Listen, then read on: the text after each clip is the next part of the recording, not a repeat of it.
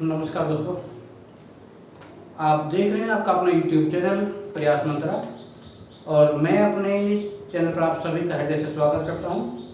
दोस्तों, हम आपके लिए लेकर आए हैं समाज के कुछ महत्वपूर्ण 10 क्वेश्चन। उम्मीद करेंगे कि पिछले वीडियो की तरह आप इसी भी आप बहुत सारा प्यार देंगे। चलिए शुरू करते हैं आपका सेशन।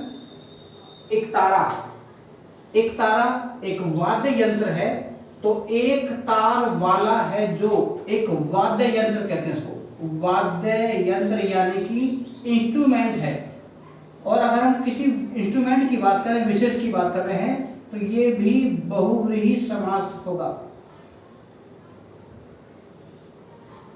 अगला क्वेश्चन है नंद नंदन। देखिए दो हैं, पूर्व पद और उत्तर पद। पूर्व पद क्या कहता है? नंद। नंद का मतलब नंद बाबा, और नंदन कहते हैं पुत्र को।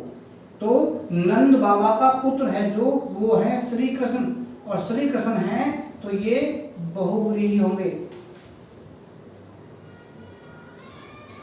अगला प्रश्न है धनंजय। जो धन संपदा का जय करता हो, यानी अर्जुन का नाम एक धनंजय भी है, तो यानी जितनी भी धरती की जितनी भी प्राकृतिक चीजें हैं वो सब का जय करने वाला था। इसका मतलब वो अर्जुन है। और हमने अर्जुन की नाम लिया जिसका मतलब कि वो विशेष व्यक्ति है। धनंजय अर्जुन का नाम भगवान श्री कृष्ण ने रखा था। आगे है नाकपति। जब नाक कहते हैं स्वर्ग को, इसको इंग्लिश में हम हेवन कहते हैं, उसको कहते हैं नाक। नाक का पति मतलब स्वामी। स्वामी कहते हैं पति को। है जो कौन? इंद्र। भगवान जो इंद्र हैं वो नाक के पति हैं, यानी कि जो स्वर्ग है उसके मालिक हैं, उसके स्वामी हैं। तो ये भी बहुव्रीहि समास होगा। अगला प्रश्न है दुर्वासा। दुर्वासा, दुर कहते हैं बुरे को और वासा कहते हैं वस्त्र, यानी बुरे वस्त्र पहनने वाला एक ऋषि। एक ऋषि भी कौन है?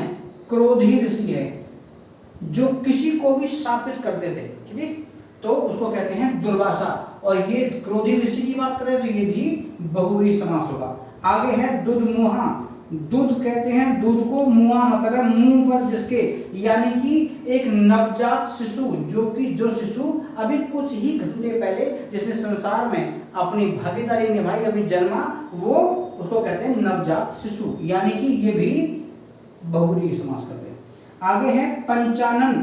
5 हैं मुख जिसके, 5 यानी कि न्यूमेरिकल नंबर है, लेकिन हम न्यूमेरिकल नंबर नहीं देखेंगे, हम देख रहे हैं जिसका, जिसके, जिसकी, यानी कि ये भगवान शिव, और शिव की बात कर रहे हैं तो ये बहुव्रीहि समास।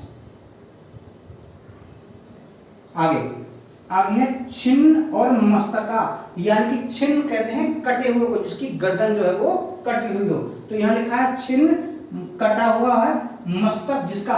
एक देवी है जिनका नाम है छिन्नमस्तका, जो कि हमारी 8 देवियों में से एक देवी है छिन्नमस्तका। ज्वाला जी, ब्रजेश्वरी देवी, और यहाँ पर छिन्नमस्तका है, ये एक देवी का नाम है। तो एक देवी कर रहे हैं, इसका मतलब ये भी बहुव्रीहि समास होगा। अगला है चंद्रचूड़। चूड़ मतलब ललाट, मतलब माथा। अब माथे पर अभी मैंने कुछ देर पहले आपको बताया था कि जब भगवान शिव को भी हम ये कहते हैं। देखिए, तो चंद्रचूड़ यानी माथे पर चंद्रमा है जिसके, वो है भगवान शिव। और हम जब शिव की बात कर रहे हैं तो ये बहुव्रीहि समास में। और अगला प्रश्न है चक्षु श्रवा। चक्षु कहते हैं आंखों से, यानी चक्षुओं से यानी आंखों से। श्रवण मतलब सुनने वाला, ठीक है। सुनने वाला कौन है? सांप, क्योंकि सांप के कान नहीं होते हैं, वो सिर्फ आंखों से ही सुनता है, तो चक्षु श्रवा कहते हैं। तो ये भी बहुव्रीहि समास।